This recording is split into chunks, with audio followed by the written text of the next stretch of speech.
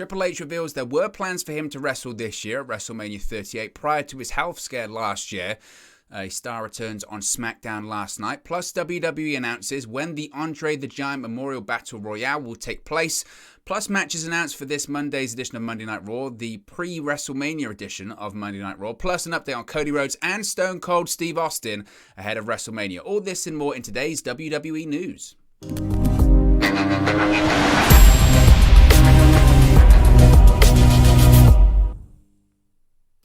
Hey guys, welcome back to Wrestle News 365. Hope everyone is doing very well, having a good Saturday. The spring/summer is upon us, the weather's nice, and we're talking about pro wrestling today. It can't get much better than this, really, can it?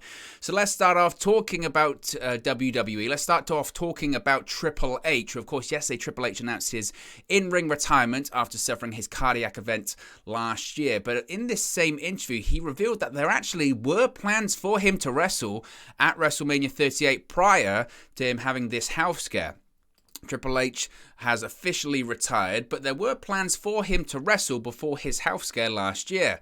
On March 25th, Triple H announced his retirement from professional wrestling inside of the ropes after dealing with a viral pneumonia. He had a defibrillator in his chest and won't be able to actively compete in the ring ever again. Now, in his full conversation with Stephen A. Smith on Stephen A's World on ESPN+, Triple H revealed that there were plans in place for him to compete at WrestleMania 38 prior to his health scare last year. He said, quote, "I was already at a place in my career as far as the in-ring goes where I was comfortable being done and finished. If the right thing came along, I hadn't really said much, but if the right thing came along and they wanted me to do it, I had a conversation with Vince McMahon about doing something at WrestleMania this year in Dallas. We had talked about it and there were plans for.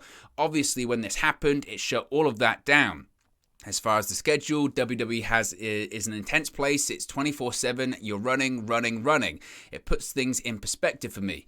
Now, he did not give any information as to what these exact plans were for WrestleMania 38, tentatively what the situation was going to be.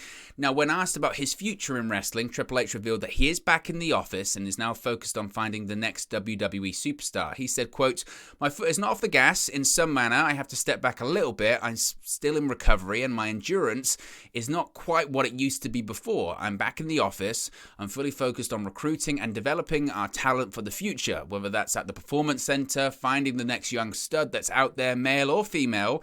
Gable Steveson, two-time NCAA champion, gold medal at the Olympics. His next step is with WWE. With us, it's finding that and creating the future. That's the biggest focus for me. As we move forward from there, it's making sure WWE is a success for generations to come." Now, it's quite interesting. I mean, I'm sure if podcasts are still a thing in a decade or so, I'm sure we'll find out when someone on the creative team currently or some executive currently has their own podcast or whatever it may be at that period of time. We'll probably find out what tentatively those plans were. Looking at it from the perspective of, okay, when would he have had these conversations with Vince McMahon? Okay, they would have been prior to his health scare, and his health scare was in September. As he said, right after sort of SummerSlam, beginning of September, because he mentioned this is when it really all happened. You know, SummerSlam was happening. He was on like a 10-day, 12, 14-day road trip. He was going hard, tryouts, all that kind of stuff, and he felt that he was just run down or he had COVID or something like that, and he had viral pneumonia, got treated for that, but it just kept getting worse and worse. And that's when they found out that he was in heart failure. And basically, he was days away from death, essentially, from disaster when it came to his heart. And you have to think, okay, the conversations he would have had with Vince McMahon would have been probably around SummerSlam time. Let's assume probably around SummerSlam time. And we always know that Triple H in the last few years of his career, there was the Triple H match at WrestleMania every year. The Triple H match, and that his opponent would be set out for that. Now, the last Triple H match at WrestleMania, of course, was WrestleMania 35, which was the Batista match. And even that one, reportedly, you know, there was discussions about Triple H not wrestling that year. It was more so Batista really pushing for that match. And the reason why that happened, because the year prior, Triple H didn't have a match. The year probably did have a match, rather. It was the Stephanie McMahon, Kurt Angle, Ronda Rousey match. I forgot about that one. But there was always the Triple H match every year, right? Before that, it was Seth Rollins. Before that, it was Roman Reigns. Before that, it was Sting. Before that, it was Daniel Bryan. Before that, it was Brock. And then, obviously, The Undertaker. There was always the Triple H match. So I do look at the roster and just trying to sort of hypothetically book who could have that person been. And you know what? I have no idea. I really don't. Looking at who's the biggest stars in WWE today, I don't think it would have been Roman Reigns, because going to SummerSlam, Roman versus Brock has been the plan for WrestleMania since SummerSlam, and Triple H was healthy at that point. So Triple H versus Roman's not on the cards, and they've done that as a WrestleMania main event in the very same building. So certainly that wasn't on the cards. As far as who else it could be, I mean, it's a tough one. It's a really, really tough one as to who that opponent, because there aren't a ton of big stars. Maybe Drew McIntyre. I could maybe see Drew McIntyre, considering he's not really doing anything at WrestleMania this year of substance. I know he's got the Happy Corbin match that they're doing their best to try and make people care about, but nobody does because it's just not a WrestleMania match. Maybe that's what it would have been. Maybe the Scottish Warrior versus the King of Kings. That kind of feels like that could happen, I suppose. Maybe that would be the match, and that sucks, but this whole situation with Triple H sucks, but what a career he's had, and he deserves all of the respect and tributes that he's getting. But let me know, who do you think Triple H's opponent could have been at WrestleMania if he was healthy enough to compete, which of course he is not. He's got a defibrillator in his chest. Xavier Woods is back on WWE television. He returned last night on Friday Night SmackDown. January 7th was the last time that Woods competed on the show, suffering a torn plantaris. On that night, he teamed up with Kofi Kingston to take on the Usos in a tag title street fight. The following week, during the opening of G4's Attack the Show, he shared the news of his injury and estimated he would be back in 4 to 6 weeks. 9 weeks later, on the March 13 episode of SmackDown, the March 24 episode of SmackDown, 9 weeks later, rather, on the March 13th. Whoever wrote this, I'm keeping it in. 9 weeks later, on March 13, the 2021 King of the Ring returned to action, teaming up with Kofi Kingston at a live event in Jackson, Mississippi, even though he didn't return to TV until now, March 25. Got it. Woods made his return to television, being introduced by Kofi Kingston as a surprise opponent for Ridge Holland. He wasted no time, pinning Holland in only a couple of minutes. Now, I say Kofi Kingston revealed him as a surprise return, but the surprise might have been spoiled. Well, it was spoiled by the ring announcer, because Kofi Kingston's coming out and she says, and his opponent, accompanied by Xavier Woods, Kofi Kingston. And then Kingston comes out and goes, it's not me you're going to be facing, it's this surprise, Xavier Woods. And the announce team had to sell it like it was this massive surprise, like the announcer didn't just say that. And I felt bad for her. I was like, oh no, like it just couldn't. That's live television. That's what happens on live TV, unfortunately. But Woods is back. It looks like they're still going to persist with this tag team match at WrestleMania. We don't know if it's going to be a just traditional tag match. It might be Sheamus and Ridge Holland, or Sheamus and Butch versus the New Day, or they still could go the route of, because Big E's injured, of course, with his broken neck, they still could just go with the route of, okay, it's just 3-on-2, or the New Day has to find a tag team partner, whoever that tag team partner would be. So I suppose they could do that, but it was good to see Xavier Woods back, even though, like, I look at last year's Crown Jewel event, right, guys? I look at that and everyone was so excited. The King of the Ring's back. Yes, I love the King of the Ring. King of the Ring is great. And they've got a Queen of the Ring, Queen's Crown tournament, finally. We wanted it for years. What has it done for the winners? Zero, because they had no plans for it. Even back then, they didn't care for it. You can watch the tournament at the time. Those matches did not matter. The Queen's Crown tournament, I don't think the entire tournament went 10 minutes, let alone a match. So look at King Xavier Woods, great. It doesn't mean anything. Look at Queen Zelina Vega. What does that mean? Nothing. It means nothing. And that's the problem with bringing those things back. People say, oh, it would be great to bring the King of the Ring back. It'd be great to have a Queen of the Ring tournament. It's great if WWE cares about it. Because if they don't care, it means nothing. And that's the problem. Speaking of meaning nothing, there are matches announced for next week. WWE has announced that the 8th Andre the Giant Memorial Battle Royale will take place on Friday's WrestleMania SmackDown, which of course is the go-home show for WrestleMania 38. It was announced during last night's SmackDown that next Friday's go-home show will feature the Andre the Giant Memorial Battle Royale. WWE has named 17 participants for the match, including Apollo Crews, Commander Aziz, Eric, Ivar, Damian Priest, Shelton Benjamin, Cedric Alexander, Akira Tozawa, Drew Gulak, Reggie, Jinder Mahal, Shanky, R-Truth, Mansoor, Madcap Moss, Robert Roode, and United States Champion Finn Balor. Folks, this is a bit of a problem. I like the Battle Royale being on SmackDown isn't a problem because the one year that the Andre the Giant Memorial Battle Royale actually meant something was the first year, because it was the first one. It was one of the first things that Hulk Hogan announced when he was announced as the host of WrestleMania 30, and it felt like a big deal. You know, the Andre, trophy, and Cesaro body slamming Big Show over the top rope. It was good. And it felt like a big deal, and it felt like everyone said, oh, this could be a platform to really build someone, to anoint someone, in the absence of the Money in the Bank ladder match, which is always was the example of this is the person that's going to get pushed coming out of WrestleMania. People thought, okay, maybe the Andre the Giant Memorial Battle Royale can be that. In reality, it just became we want to get people onto WrestleMania so they can get that payday, which is fair enough by WWE. It's a good thing to do, but it means zero. Again, it means absolutely nothing.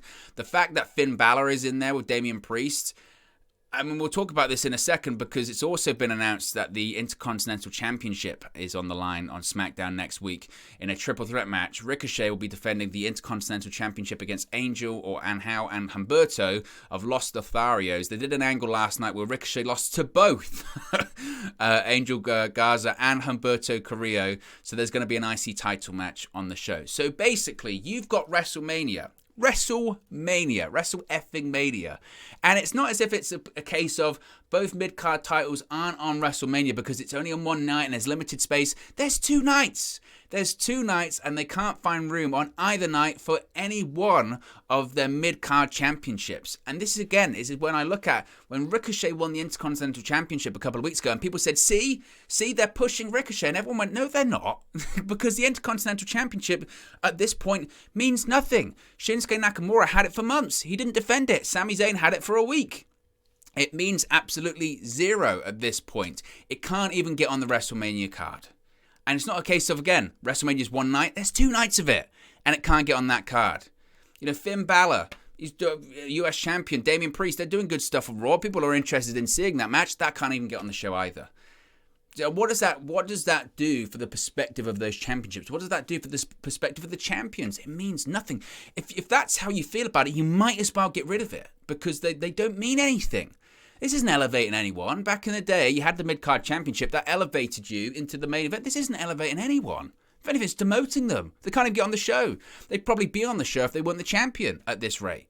And it's just silly. And that's why when Ricochet won the bout a couple of weeks ago, people said, see, finally they're pushing Ricochet. And a lot of people said, no, he's not. And people went, oh, you're just being negative. You'll see. And it's like, no, you don't get it. Chris Jericho tells the story. When he was wrestling Fandango, WrestleMania 29, and he hated that idea, so he went to Vince McMahon. He said, I'm the 9-time Intercontinental Champion. Wade Barrett's the Intercontinental Champion at the moment. We could do a thing where I'm chasing the 10th Intercontinental Championship. We could have a great match, title on the line, that'd be a big deal. And Vince McMahon said to Jericho, nobody gives an F about the Intercontinental Championship. And that's the situation. In Vince McMahon's mind, nobody cares, so he doesn't care. That's it. And it's not so much the Andre the Giant Memorial Battle Royale being next week that I'm perturbed about, because, okay, whatever. But the big issue, again, is that you've got 2, champions not on the show. 2 championships not on the show. Speaks volumes about really the perception of them right now. Monday Night Raw is in Pittsburgh on Monday, and we have some matches announced for the Raw Go-Home show for WrestleMania 38. It was announced during SmackDown last night that Raw will feature Raw Tag Team Champions Randy Orton and Riddle versus SmackDown Tag Team Champions The Usos in a non-title match. Why? Because the brand split means nothing. WrestleMania time, mate, honestly, this is what I chuckle at when it comes to the brand split, because when it comes to WrestleMania time, it just means zero. Austin Theory's on SmackDown. The Usos can go to Raw. You know, you've got these Women Tag Team Championship. They're Rhea Ripley and Liv Morgan. They're fighting on SmackDown. Like that's just... it's just bizarre. I don't know. But that's what they're advertising for Raw, in addition to, obviously, Reigns and Lesnar being on Raw on Monday as well. Plus Sasha Banks, Naomi, Liv Morgan and Rhea Ripley versus Shayna Baszler, Natalya, Carmella and Queen Zelina Vega, all that kind of stuff. Yeah, whatever. Whatever. We haven't done it when it comes to Cody Rhodes. Teal Rhodes, Cody's sister, took to Twitter earlier this week and posted a photo of a young Cody with Dusty Rhodes and captioned it with, "I knew my old man best and I know he would be beaming with pride if he could see what's next." People assumed what's next was Cody going to WWE, which it is, but that really wasn't what Teal was referring to. She was actually referring to a documentary that her brother is working on. The documentary will reportedly focus on the legacy of the American Dream Dusty, and it's set to be produced by Cody. There's no word yet on when the documentary will be released, what platform it's going to be released on, who it's going to be, you know, if it's a WWE thing or if it's just a Cody thing. It was noted that an official announcement is expected in the next few weeks, though. So that's what she was referring to, but she knew exactly what she was doing, let's be honest. She was referring to Cody going back to WWE as well. Finally, Steve Austin's returning to the ring, kind of, at WrestleMania for the KO show. After earlier being skeptical about Steve Austin wrestling a match at WrestleMania 38, Diamond Dallas Page appears to have changed his tune. In an interview with Wrestling Shoot Interviews, DDP revealed it now wouldn't be a shock to him if Austin's WrestleMania appearance on the KO show may turn into a match with Owens. He said, quote, "I will guarantee you Steve is coming back in looking amazing. He's Stone Cold Steve Austin. I would have bet up until recently no way he would wrestle, but one thing you learn in this business, never say never. Who knows? Maybe freaking Stone Cold is about to come out. I don't think if it's a match, I don't expect it to be long because, you know, he ain't a kid anymore. He ain't been in the ring in a long time, but who knows? Maybe there is. I would love it as long as he's taken care of, and I'm sure everything would be to make sure. But yeah, I would love to see it because it would blow the roof off. I wouldn't want to follow that." And it is still surreal that this is going to happen. Like, Steve, he's going to fight, and he's going to reportedly come out as Steve Austin, shirt off. I don't know, in the black trunks. He might come out in the denim shorts, but the closest we've got to Stone Cold, you know, wrestling, really, even though he's taken bumps here and there, and he's got physical, certainly, in the years after his retirement. But I guess this is the closest thing to a match that we've got since 2003. That's certainly how they're framing it. I mentioned before that I genuinely do think if this goes well and they can't lock down The Rock for WrestleMania next year in Hollywood, legitimately, I think we could see Roman Reigns versus Steve Austin in the main event. If it goes well. Because people are saying, like, Roman versus The Rock, like, that's guaranteed. We don't know. Every time, I mean, I'm sure WWE wants that, and they hope to have that. But they've wanted and hoped to have The Rock several times, and it hasn't paid off. So who's to say that Steve Austin won't be in the main event of WrestleMania next year? I'm just saying. Keep an eye out for it. Anyway, guys, let me know your thoughts on today's WWE news stories in the comment section below. Be sure to like and subscribe to Wrestle News 365, and I'll speak to you again very, very soon. Hey guys, thank you for watching, listening, streaming, or however you come across this video today. Be sure to click on the video on the right there to watch our next video, or click the bottom there to subscribe, or the bottom right hand corner. Thank you very much, and I'll speak to you again very soon.